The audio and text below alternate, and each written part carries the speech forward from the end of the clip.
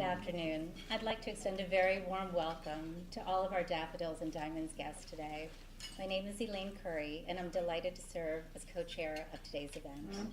It's now my distinct pleasure to introduce our distinguished keynote speaker.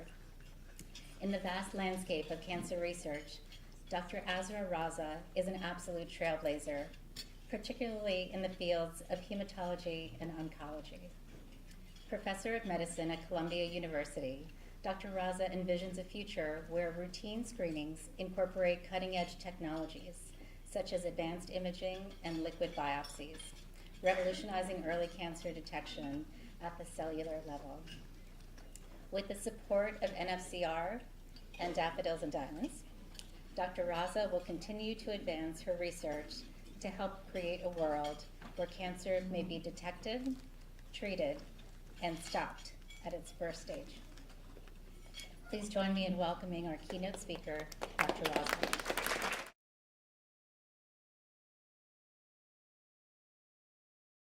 Thank you very much. One summer, during a brief visit to Pakistan, I came home one afternoon to find my mother surrounded by a few foreign-looking women.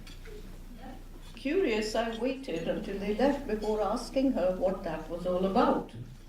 "Oh," she said casually, "my friend brought these Japanese journalists who are interviewing women that have been married for 50 years or longer."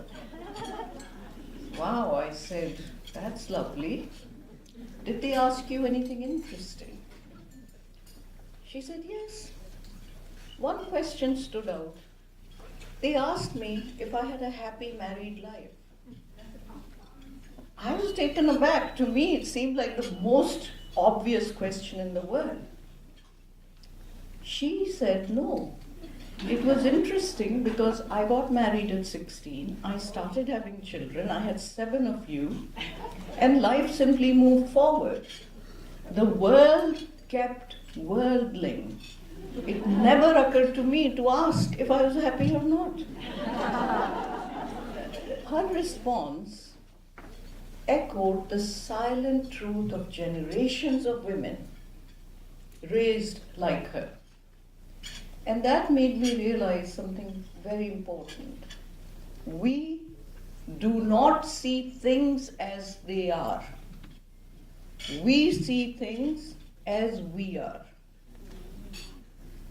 This in turn brought back another memory from my youth. I was in 3rd year of medical school when a film starring Terence Stamp and Samantha Egger came to Karachi and captivated us. The story was simple yet disturbing. A man sees a beautiful woman, falls in love, and rather than romancing her, he abducts her and imprisons her in his basement, in a cage-like space. He does not harm her.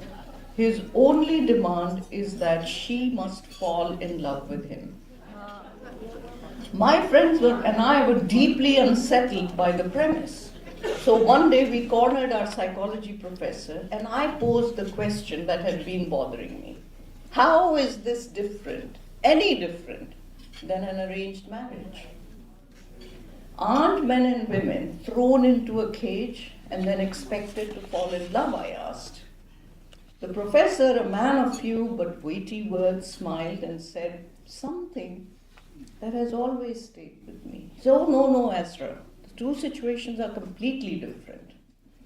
You see, in an arranged marriage, there is profound conditioning from birth just to expect that very end.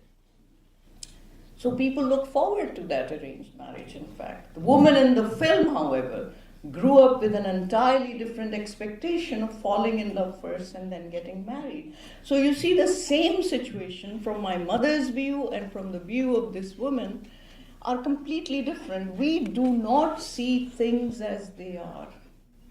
We see things as we are. Once I had a patient, a bright-eyed 6-year-old girl named Anna, diagnosed with osteogenic sarcoma, a deadly bone tumor. Our only option at the time was a devastating one, an above-the-knee amputation followed by grueling rounds of chemo and radiation therapies. Her mother, though heartbroken, was so relieved. To her, this was a victory. Anna's life was being saved. Every time she saw a member of our team, she would express her deep gratitude. Her mother saw survival as a miracle because her reference point was the possibility of losing her daughter entirely. I, on the other hand, saw it as at least a partial failure.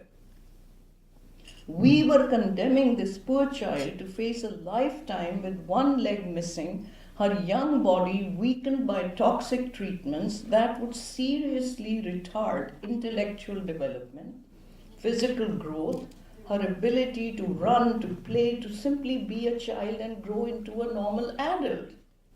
The saddest part is that for Annas of today, the treatment or outcome is no different than it was practically 50 years ago when I saw her first.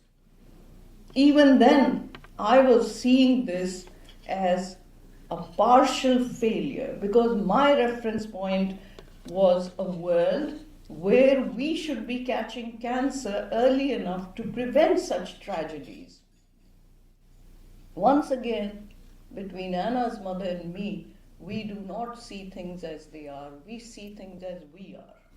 If this is true, and the quality of our perception is so important, the way we see things depends entirely on the quality of our vision. So to see the best possible world, we must become the best possible versions of ourselves. New eyes is what we need when we are looking at a problem also.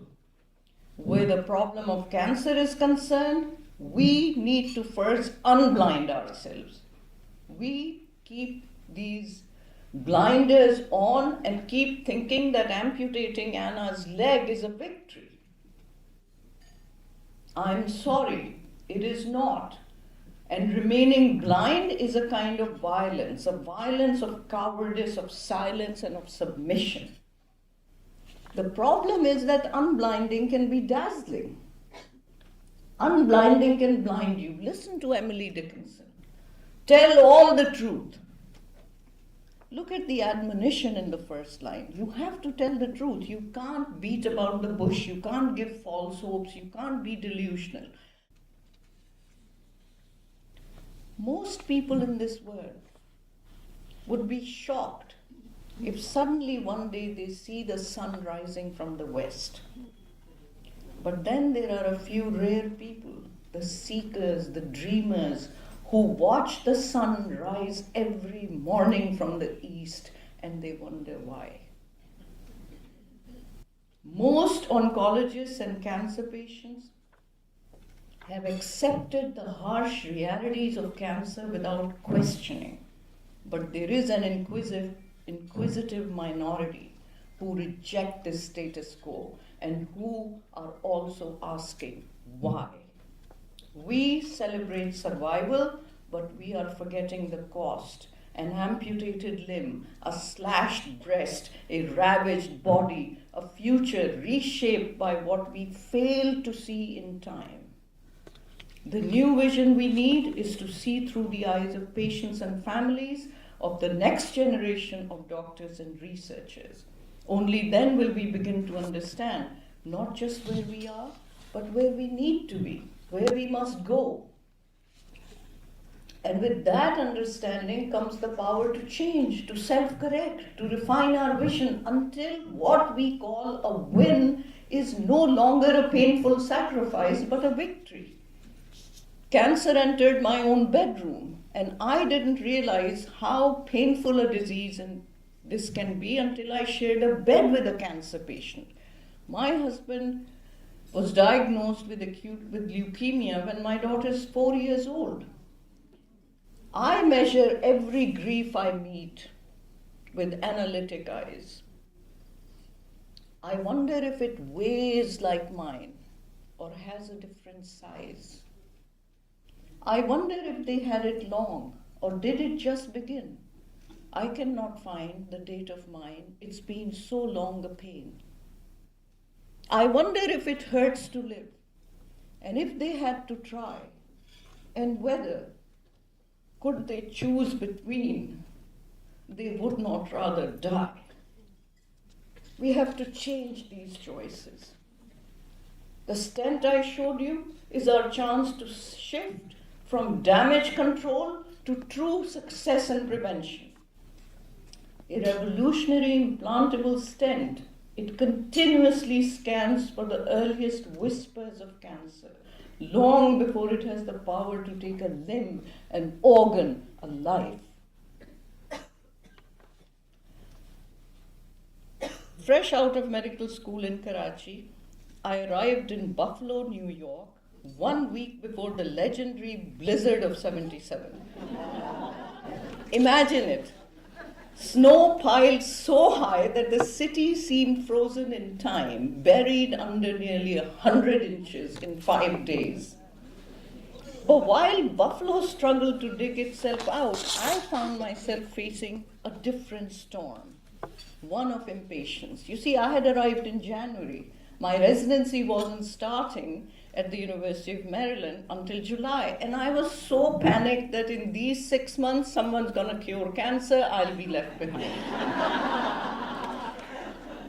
So as soon as the streets were passable, I marched straight to Roswell Park Cancer Institute, eager to find a team willing to take an anxious, eager 24-year-old who had dreamt of working in a cancer lab since she was a teenager.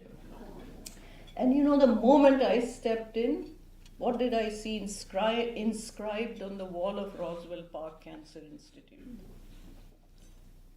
If I had a choice between a walk on the moon and saving one life from cancer, I would never look at the moon again. I cannot describe to you the wave of joy that rushed through me in that instant, because I realized 2 things. One, I was exactly where I was meant to be, because the vision of the institution matched my vision. Curing cancer was not just a goal, it was worth everything. It was worth giving my life for. And 2, I was in a country bold enough to dream of walking in the moon and rich enough to afford it. I started working at Roswell Park and very soon met Anna. I made a promise to myself after seeing her mutilated post-operative little body. I will dedicate my life to make sure that no life is lost to what could have been seen, could have been prevented. I will not wait for the storm. I will start building the lighthouse now. I'm still building it today, after half a century. We are so close to the finish line now. Nobody should be facing the choice that Anna's mother is being forced to make even today. Let us work together for a new kind of inscription on the walls of hospitals. Save a life from cancer? Check. Walk on the moon? Done. Now, who is coming with me to cure aging on the way to Mars?